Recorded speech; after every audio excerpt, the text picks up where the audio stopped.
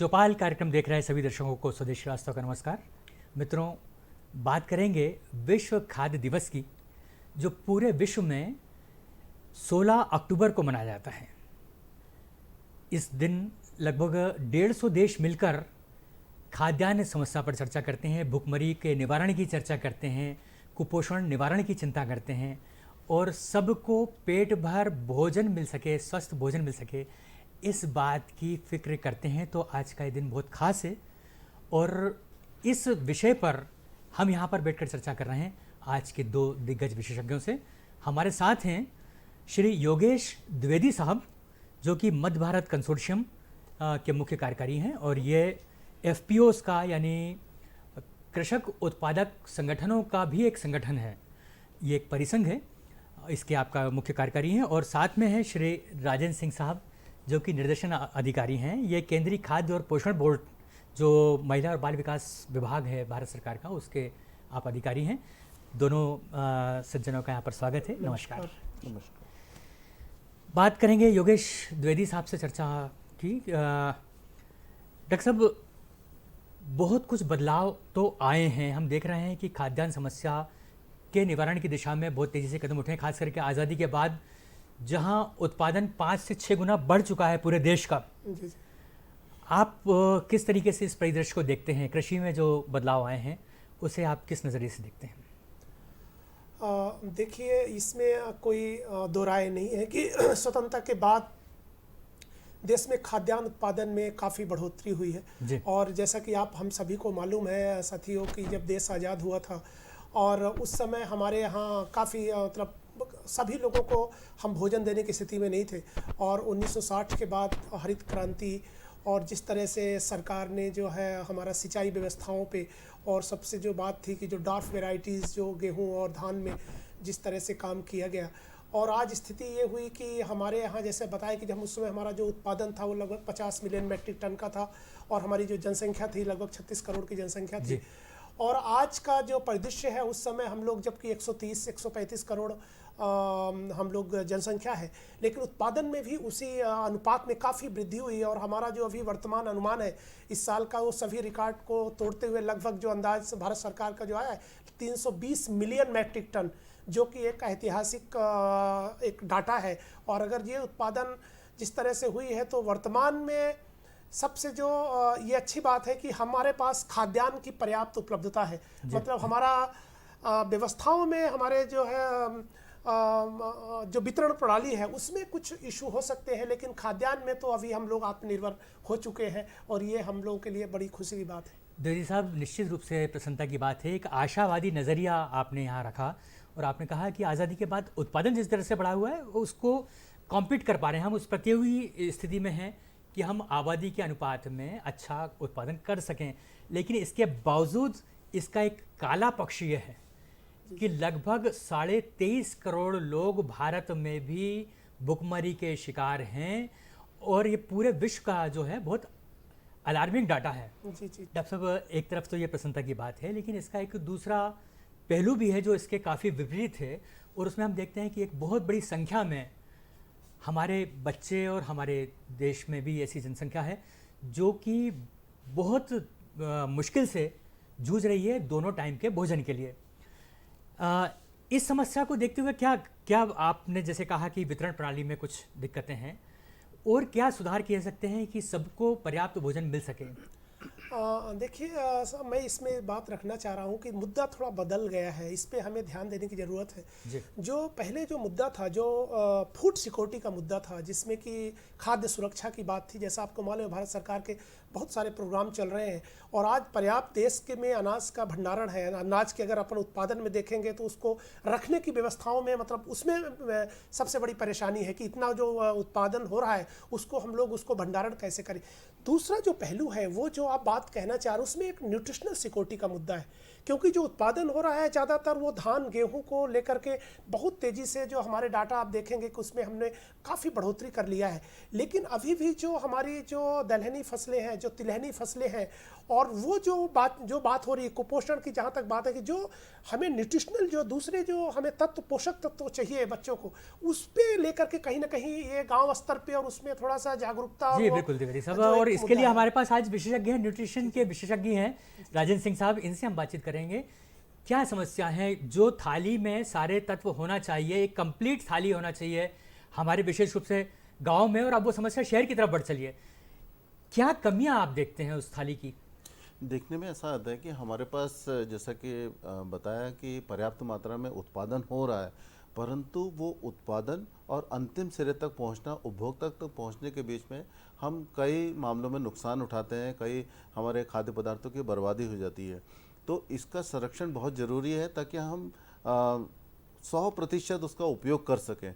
और हमारी जो भोजन की परंपराएं हैं वो अपने आप में सर्वश्रेष्ठ है। हमें चाहिए कि भोजन विभिन्न खाद्य समूहों से आए हमारे पास तक, तो जिसके अंदर हमारे अनाज हैं, दालें हैं, उसके साथ फल और सब्जियां हैं, दूध से बने पदार्थ हैं। इन सभी चीज़ों का जब तक समावेश नहीं हो पाएगा तब तक हम कुपोषण की समस्या कहीं ना कहीं बनी रहेगी। और हमें चाहिए कि हम इसको समग्र रूप से इस्तेमाल करें, उपयोग में लाएं, तभी हम एक अच्छे भारत की कल्पना कर सकते हैं।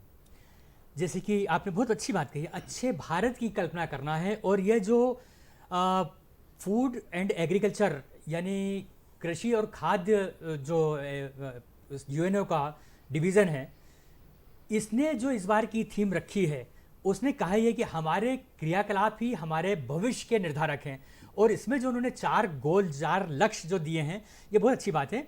बेहतर जीवन के लिए बेहतर उत्पादन, बेहतर पोषण, बेहतर पर्यावरण, और इसी से जीवन निखरेगा।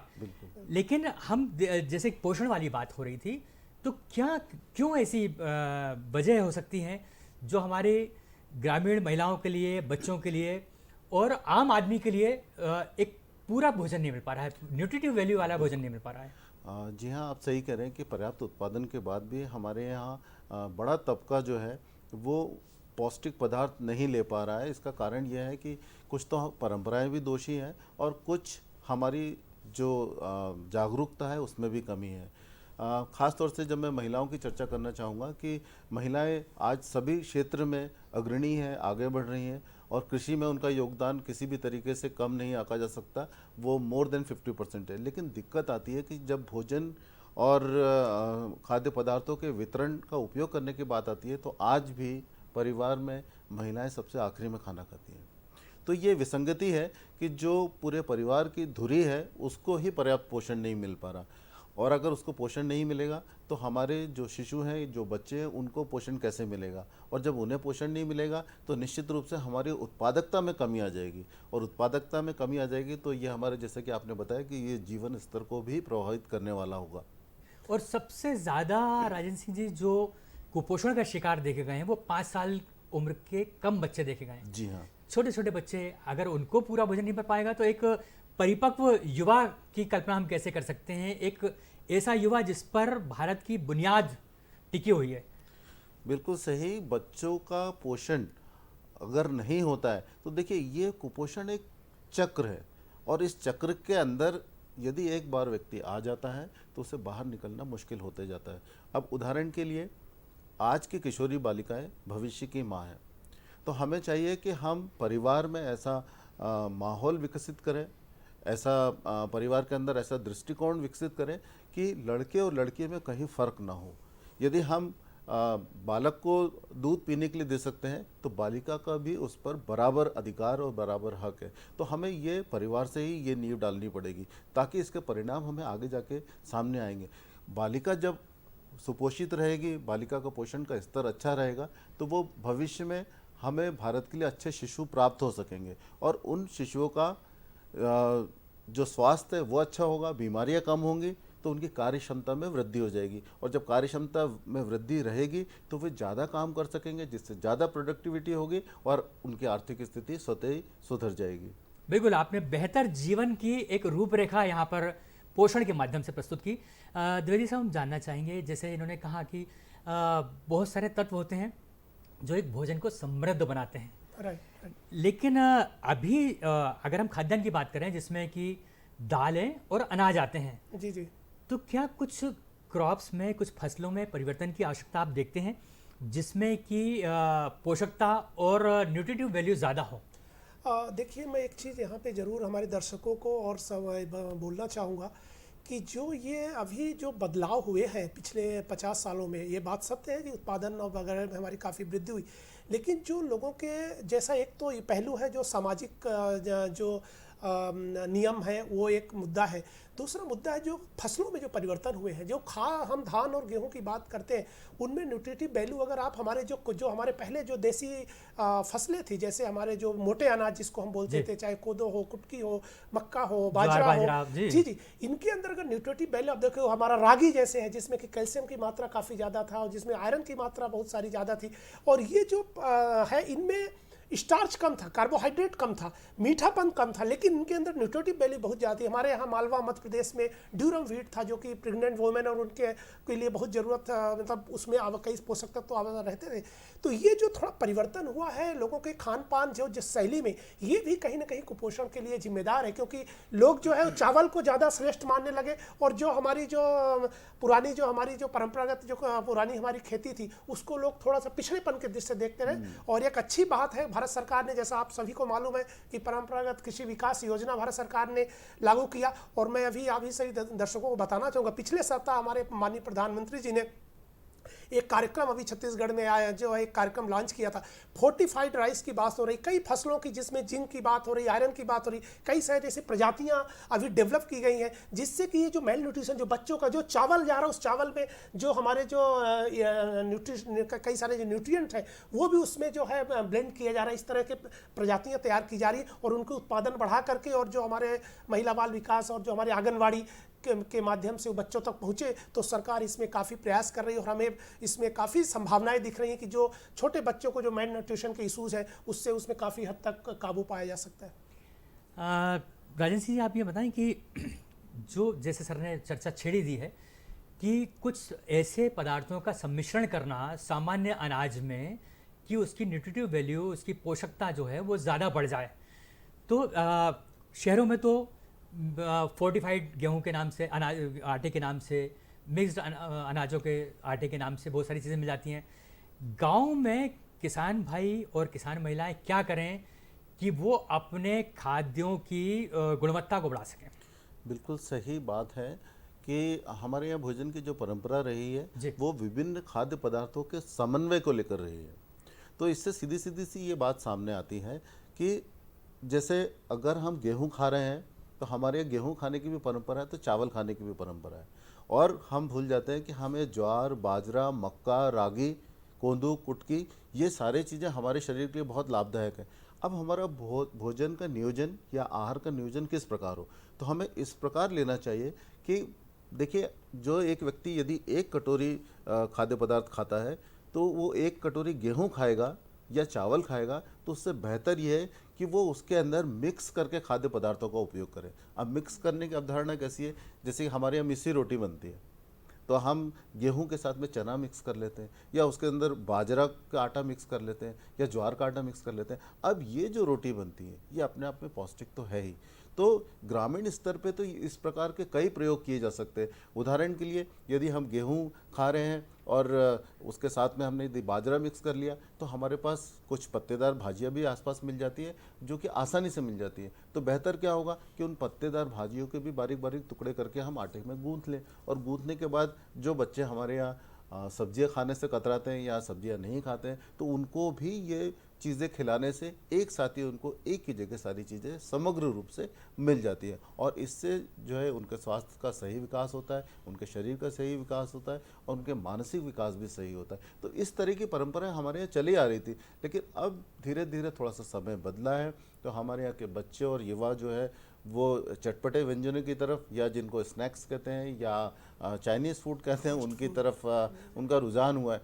तो मेरा ये कहना है कि उनको कभी भी खाने के लिए हम रोके नहीं, बल्कि उनको खाने दें, लेकिन उसको हम उसके मूल्य संवर्धन कैसे करें, उसके अंदर जो आप बता रहे थे कि फोर्टिफाइड कैसे करें, तो उसका इस्तेमाल किया जा सकता है कि अनाजों के साथ दालों का उपयोग और उसके साथ सब्जियों को मिलाना। और इस तरीके से यदि हम करते हैं तो हम वो पौष्टिकता को एक ही जगह पर लेके आ जाते हैं, और आज सबसे ज़्यादा आवश्यकता इसी चीज़ की महसूस की जा रही है।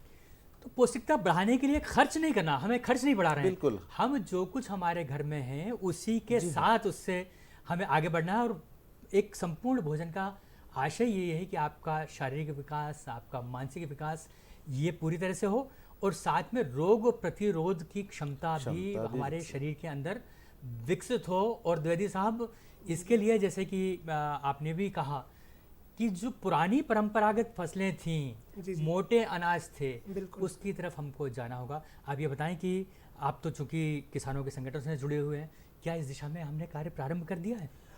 बिल्कुल श्रीवास्तव साहब, मैं बताना चाहूँगा कि भारत सरकार और राज्य सरकार काफ़ी सारे कार्यक्रम इसको लेके चले हैं। और अभी आपने सुना होगा कि पोषण वाटिका जैसे कार्यक्रम जो है वो हमारे हार्टिकल्चर डिपार्टमेंट के माध्यम से लागू किए जा रहे हैं। इसके अलावा जैसे मैंने बताया कि ये जो नई अभी हमारी वेराइटीज़ आ रही हैं जिसके अंदर जिंक, कैल्शियम्स और जो आयरन, इनके जो है उसको उसमें बढ़ाया जा रहा है। इस तरह से उसमें क्रॉस तैयार किए गए जिसमें कि उसमें एडिशनल जो है न्यूट्रिएंट बढ़े हैं।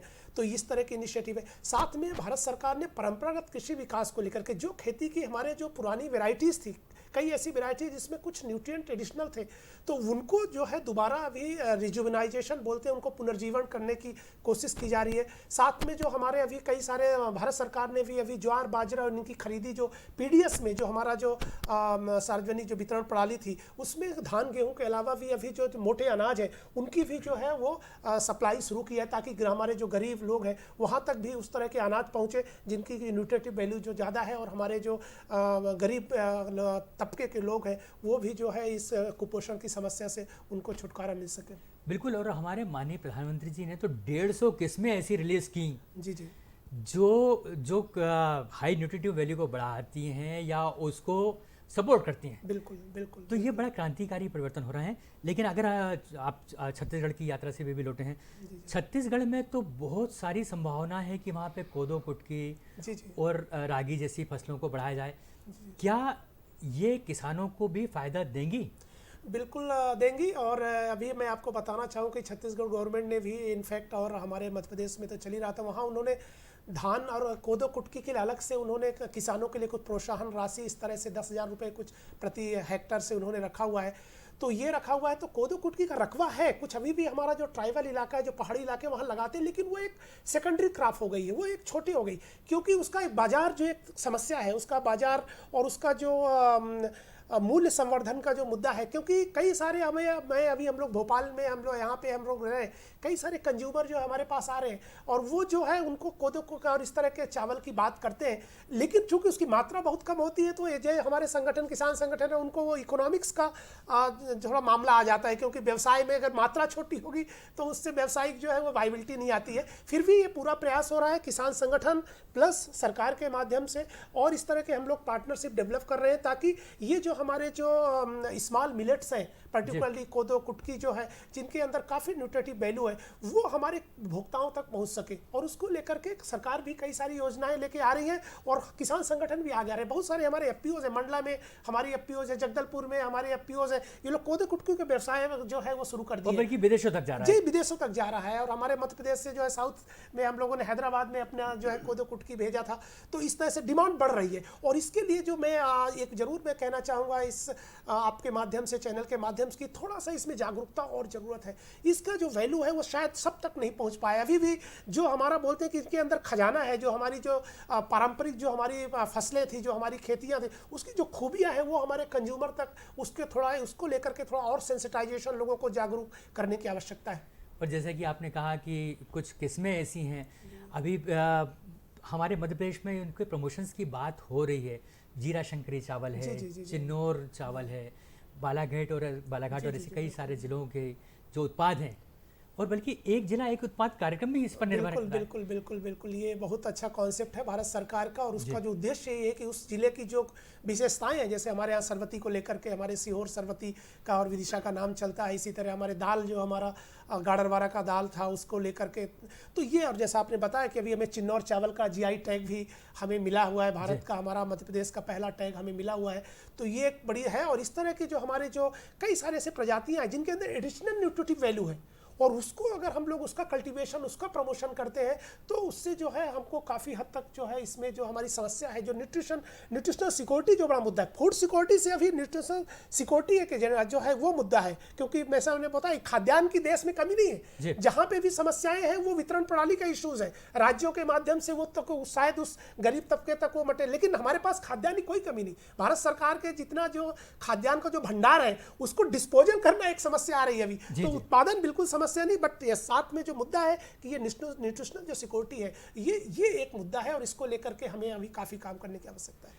राजेंद्र साहब, बहुत अच्छा मौका है कि आप अपने विभाग का संदेश हमारे किसान भाइयों तक पहुंचा दें और एक ऐसी कंप्लीट थाली बनवा दें, खास करके हमारी ग्रामीण बहनों के लिए, जिसमें सारे तत्व हों, उसमें प्रोटीन भी हो, उसमें विटामिन भी हो, उसमें फैट भी हो, उसमें मिनरल्स भी हो, सब कुछ मिल जाए उसको।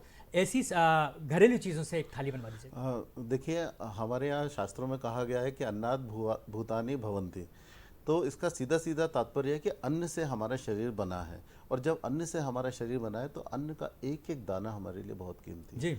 तो हमें चाहिए कि हमारे जो संसाधन है उसका हम बेहतर इस्तेमाल करें, और उसके साथ साथ हमारी कोशिश यह भी रहनी चाहिए कि हमको आसपास जो खाद्य सामग्री मिल जाती है तो अपेक्षाकृत कम कीमत में मिलती है, तो हम उसका बेहतर इस्तेमाल करें और उनका ज़्यादा इस्तेमाल करें।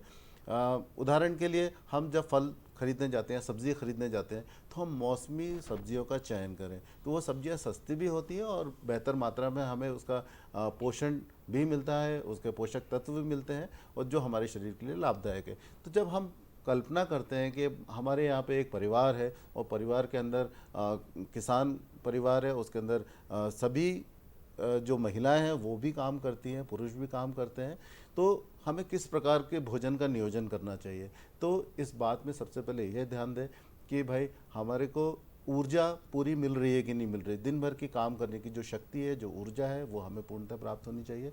फिर इसके बाद हमारे घर में चूँकि बच्चे भी होते हैं, तो छोटे बच्चे हैं, बालिकाएं हैं, बालक हैं, तो उनकी शरीर की रोज़ाना वृद्धि होती है, तो रोज़ाना वृद्धि के लिए प्रोटीन की बहुत आवश्यकता होती है, तो प्रोटीन भी है कि नहीं हमारे भोजन में, इसका भी समावेश करें।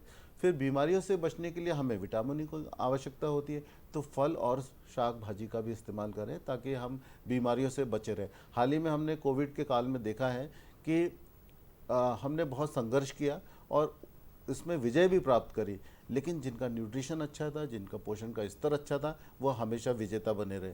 तो अब भोजन का महत्व आज वर्तमान परिस्थितियों में और भी अधिक बढ़ जाता है, क्योंकि अब हम जान चुके हैं कि पोषण हमारे जीवन के लिए कितना महत्व रखता है।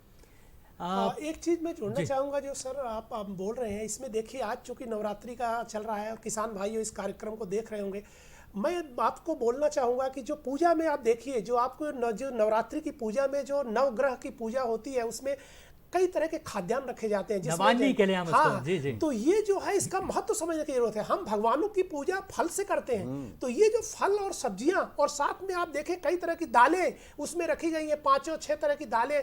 हमारे जौ जो है, जौ एक बहुत इंपॉर्टेंट जो है हमारा एक खाद्यान्न है, जिसको कि बहुत कम लोग उसका महत्व को, वो पूजा तक सीमित मत रखिए उसको। खाने में अगर आप जौ की रोटी, गेहूं की जगह जौ की रोटी भी मिक्स करके जैसे बता रहे बात आएगी, तो ये जो हमारी पूरी जो हमारा जीवन शैली है, जो हमारे रीति रिवाज है, उनमें हमें देखने की जरूरत है। वो संदेश देता है कि आपको सभी फलों का, जैसा डॉक्टर साहब ने बताया कि सभी फल, सभी जो अनाज, सबको हमें महत्व देना। हमें केवल अपने खाने में केवल 1-2 तत्वों तक सीमित नहीं रहना है, ताकि ये जो है अगर आप ध्यान रखेंगे तो आप जो है इससे जो है आपका न्यूट्रिशनल जो प्रॉब्लम है, इससे काफ़ी हद तक जो है उससे निजात मिल सकती है।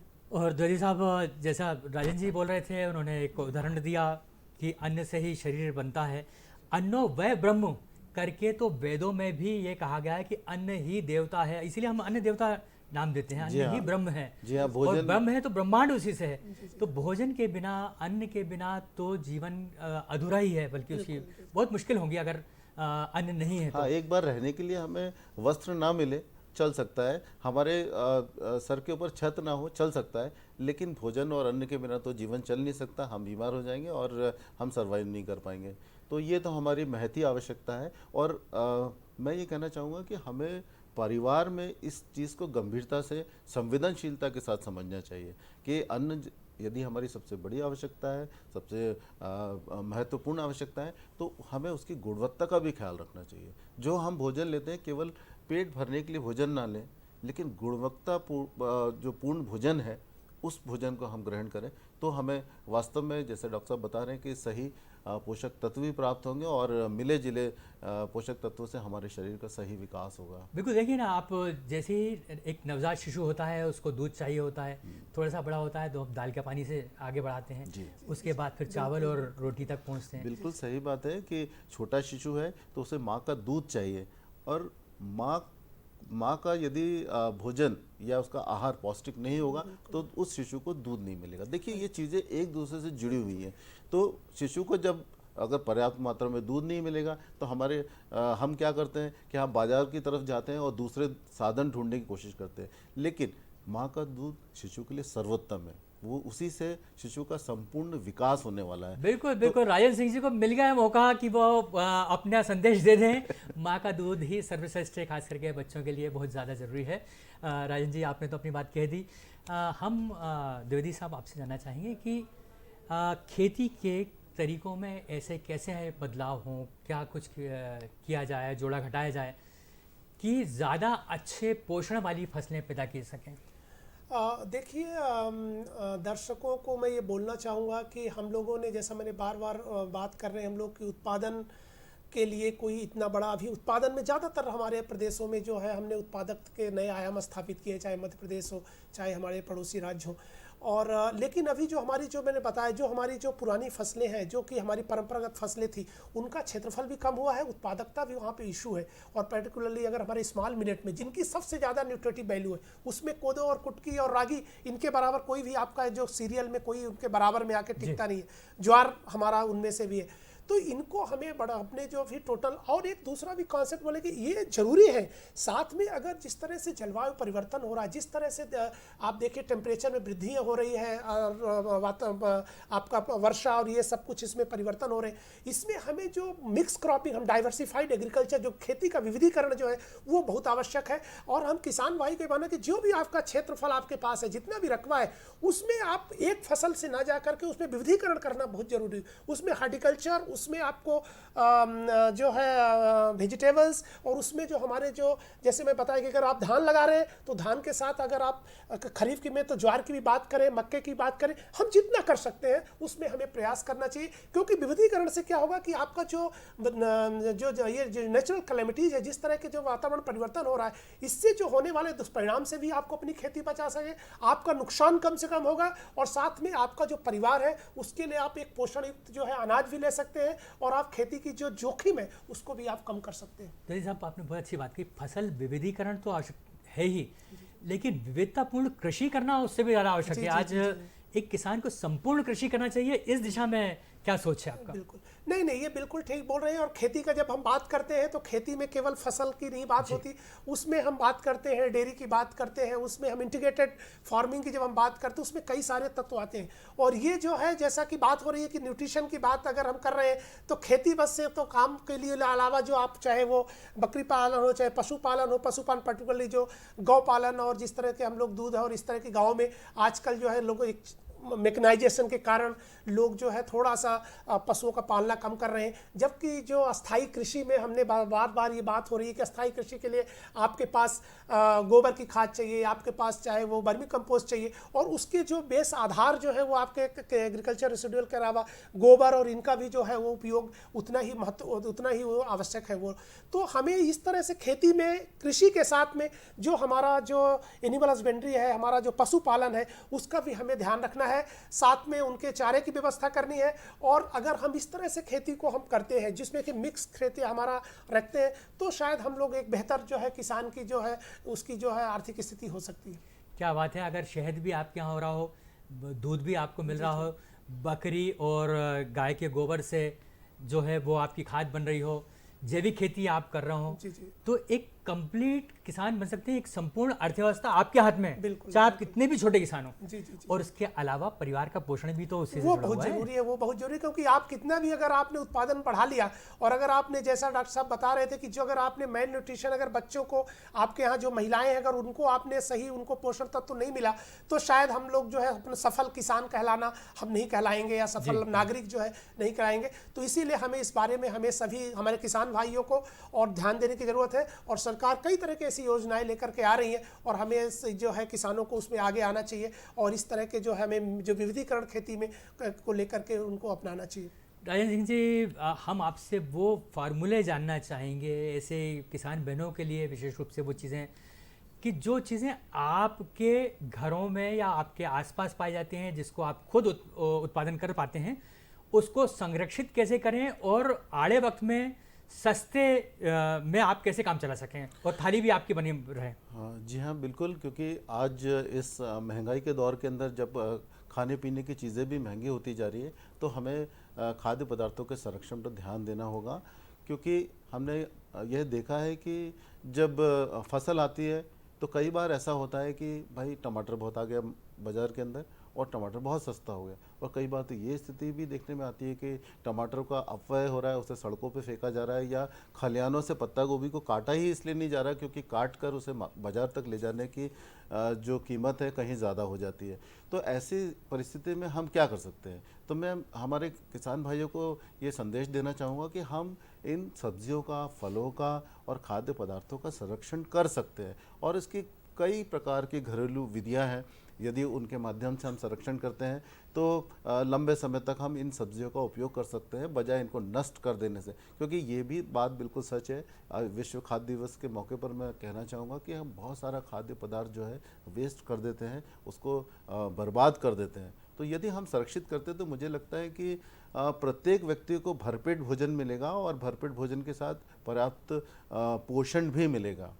कुछ छोटी छोटी चर्चाएं हम इस कर सकते हैं, और कई कार्यक्रम भी आयोजित होते हैं इस चीज़ को लेकर कि हम हमारे जन सामान्य के बीच में जागरूकता फैलाएं कि खाद्य पदार्थों का संरक्षण किस प्रकार करें। और यदि हम इस बात पे चर्चा करें कि सबसे पहले घर से ही शुरुआत करते हैं, तो सबसे पहले तो हम अपने घर से ही पोषक तत्वों के संरक्षण की बात करेंगे। तो उदाहरण के लिए ऐसा भी होता है कि कभी कभी हम बाज़ार से सब्जियां लेके आ जाते हैं और उसको पहले काट देते हैं, फिर अचानक याद आता है अरे भाई इसको धोया तो है नहीं हमें, तो फिर हम उसको धोने के लिए ले जाते हैं और उसको धोते हैं। ऐसे में बहुत सारे जो विटामिन हैं, जो जल घुलनशील विटामिन है, वो निकल के उससे बाहर तो काट के ना धोएं, साबित धोएं। हाँ, उसको पहले ही धो लीजिए। ये एक बहुत अच्छा मैसेज है कि हमेशा सब्जियों को पहले धो लें और उसके बाद काट लें। उसी प्रकार कभी कभी ऐसा होता है कि चावल बनाते हैं, तो चावल, एक कटोरी चावल बना रहे और उसके लिए हमने 1 या 2 गिलास पानी डाल दिया, फिर बाद में देखा कि पानी इसके अंदर ज़्यादा है तो हम उसको निकालने में लगे हुए हैं। तो ऐसा न करें, इससे भी पोषक तत्वों की हानि होती है।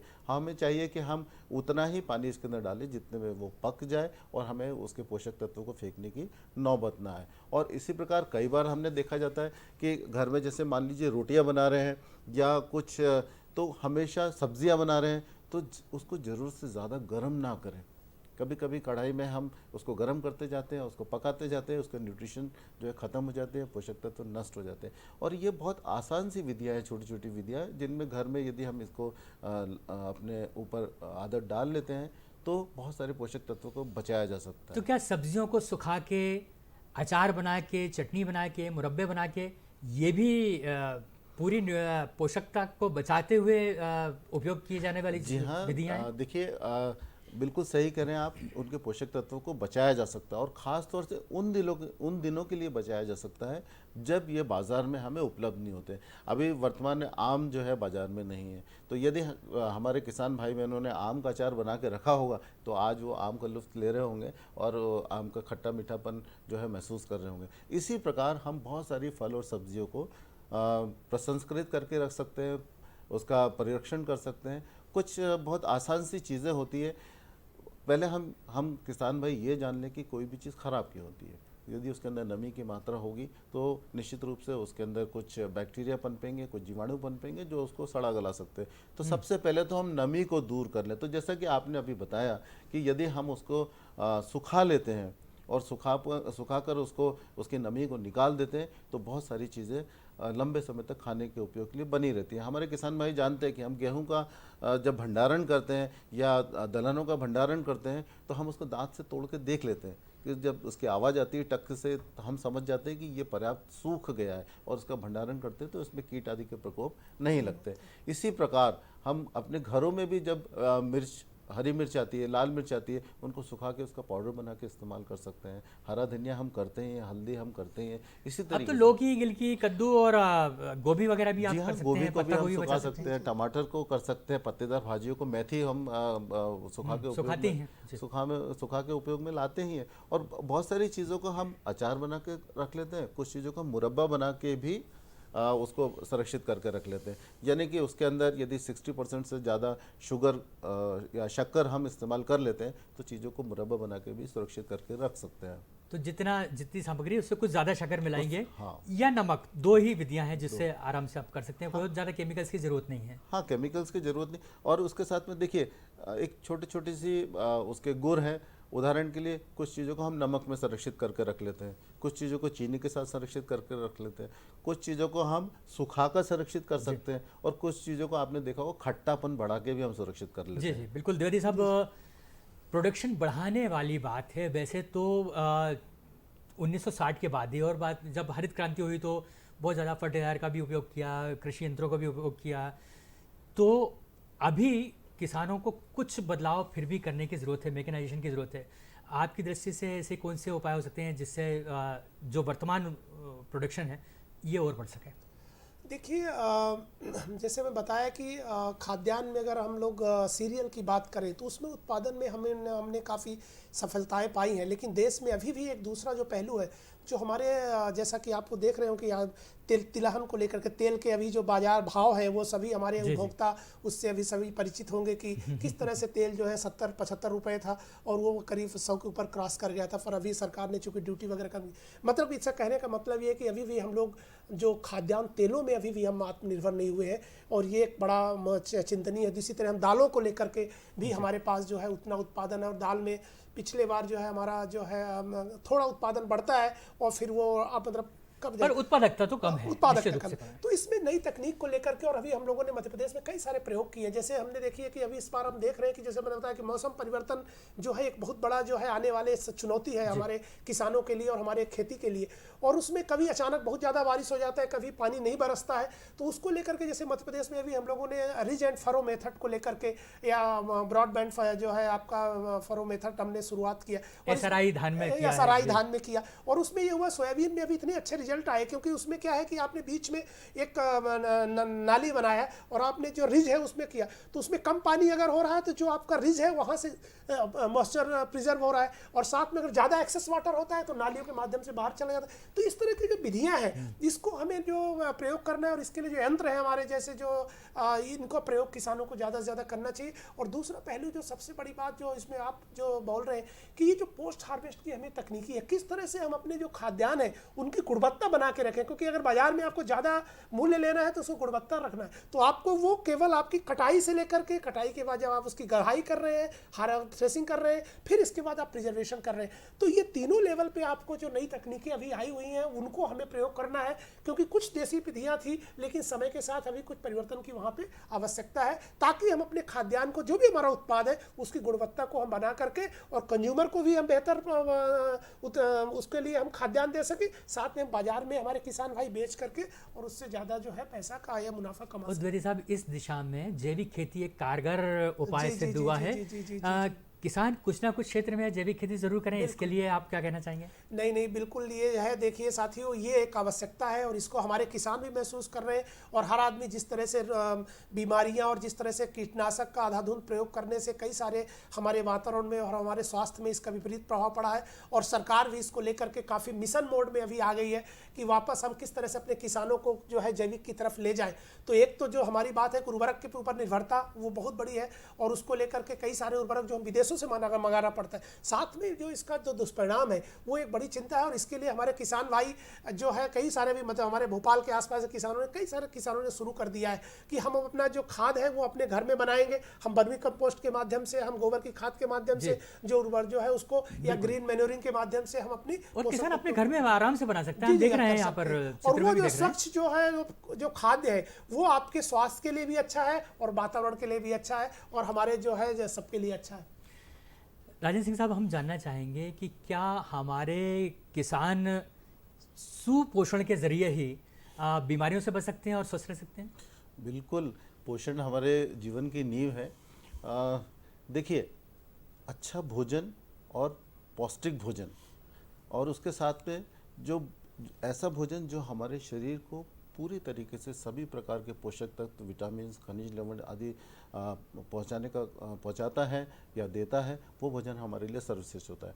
और इसके साथ साथ एक बहुत महत्वपूर्ण बात मैं कहना चाहूँगा कि हमारे खाद्य पदार्थों के अंदर पर्याप्त स्वच्छता भी होनी चाहिए, क्योंकि हम कितने भी अच्छा उत्पादन कर लें, लेकिन अगर हमारे आसपास, जैसे कि भारत सरकार के और हमारे सभी सरकारों के अभियान चल रहे हैं स्वच्छता अभियान को लेकर, ये एक बहुत महत्वपूर्ण बिंदु है। आज हमने हाथ धोने का जो तरीका अपनाया है, इससे हम बहुत सारी बीमारियों से बचे रहें। और इसी प्रकार हमारे शरीर की स्वच्छता, पर्यावरण की स्वच्छता, और वही स्वच्छता हमारे भोजन के सामग्री को लेकर और भोजन बनने तक और उसको ग्रहण करने तक, इसके बीच में स्वच्छता की जो श्रृंखला है वो बनी रहनी चाहिए, अन्यथा हम बीमार हो सकते हैं। कभी कभी ऐसा होता है कि स्कूली बच्चे या हमारी बालिकाएं कहती है कि हमें पानी पूरी या चाट जिसको कहते हैं उसे खाना है, तो उसे खाने के लिए कभी मत रोकिए, लेकिन उसको ये ज़रूर बताइए कि जब वो खाने जाती है तो जो पानी पूरी देता है उसके हाथ जरूर देखे।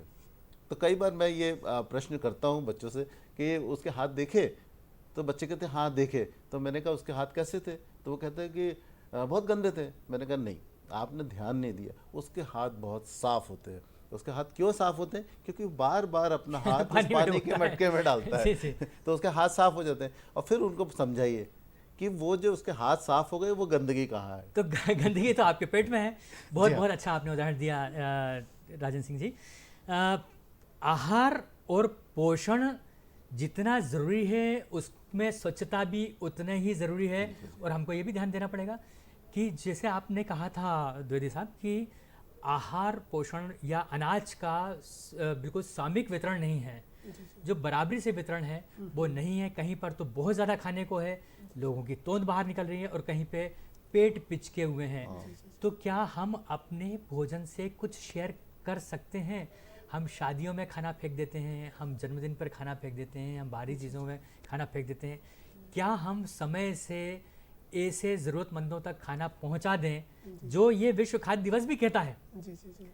तो क्या हम कुछ लोगों को कुछ समय के लिए पोषण नहीं दे सकते?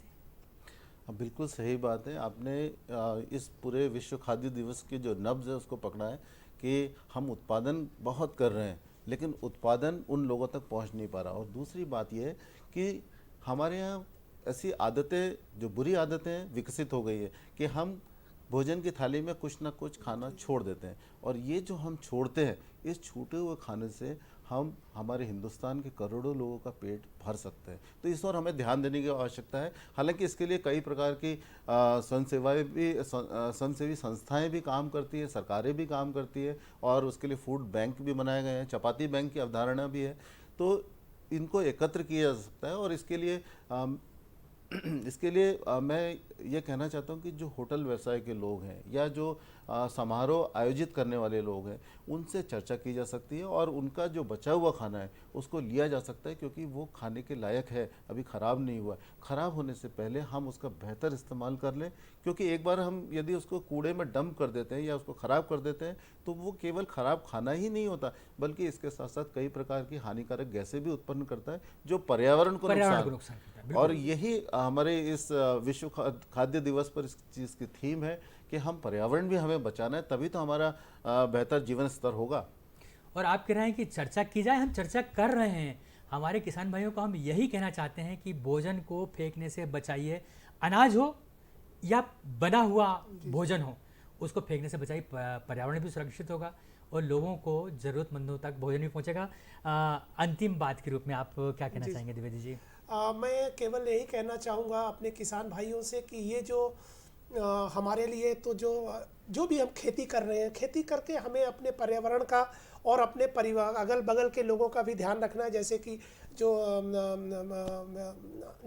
विश्व खाद्यान्न दिवस है उसका जो थीम है, तो जैसा आपने एक बहुत अच्छा संदेश बताया कि जो भी हम अपने खाने का उसका मिसयूज़ ना करें, उतना ही हम लोग अपनी थाली में लें ताकि वो जो है जितना आप खा सकते हैं। और दूसरा जो है कि हम अपने खेती में जैविक का जो है और हम अपना केमिकल का प्रयोग धीरे धीरे हम कम करें, क्योंकि वो अस्थायी व्यवस्था नहीं है साथियों। जैसा कि आपको मालूम है कि ये हमें हमारी निर्भरता है बाहरी लोगों के ऊपर या बाहरी व्यवस्थाओं के ऊपर, और वो कहीं विदेश से आ रहा है, चाहे हमारे DAP जैसे फर्टिलाइजर है जो विदेश से आते हैं। तो अगर हम अपनी पूरी जो खाद की व्यवस्था हम कैसे अपने घर पर कर सकें, इस पर हमें ध्यान देना। और जैविक जो खेती है वो इसका एक अच्छा सलूशन है। और मैं आशा करता हूँ हमारी जिस तरह से बहुत सारे किसान भाई आगे आ रहे हैं, तो हमें अपनी कुछ खेती का भाग धीरे धीरे हमें ऑर्गेनिक की तरफ ले जाना पड़ेगा, तभी हम स्वस्थ जो है और स्वच्छ जो भोजन हम अपने लोगों को दे पाएंगे और हम अपने समाज और अपना जो है पर्यावरण को भी सुरक्षित रख सकेंगे। क्या अच्छी ही बात आपने कही है। हम अपने आज के विशेषज्ञों से योगेश द्विवेदी जी को धन्यवाद करना चाहेंगे, जो कि मध्य भारत कंसोर्शियम के मुख्य कार्यकारी हैं, और राजन सिंह जी निर्देशन अधिकारी, जो कि केंद्रीय खाद्य और पोषण बोर्ड महिला और बाल विकास विभाग से थे। मित्रों, चौपाल पर बैठकर आज हमने इन विशेषज्ञों के साथ बात की और बिल्कुल साफ संदेश हम ये देना चाहते हैं। विश्व खाद्य दिवस कहता है कि हमारे क्रियाकलाप ही हमारे भविष्य के निर्धारक हैं, यानी our actions are our future. जो हम करेंगे वैसा ही, जो बोएंगे वैसा ही हम काटेंगे। अगर बेहतर जीवन जीना है तो हमें बेहतर उत्पादन करना पड़ेगा, बेहतर पोषण करना पड़ेगा, पर्यावरण को बेहतर बनाना पड़ेगा, जिसमें सिर्फ योगेश द्विवेदी जी, राजन सिंह जी या सुदेश श्रीवास्तव ही अपना हाथ नहीं बटाएंगे। आप सबको भी आगे आना है। शुरुआत आज से, अभी से अपने घर से करना होगी। इसी के साथ हम आपसे आगे लेना चाहेंगे। विदा दीजिए। नमस्कार।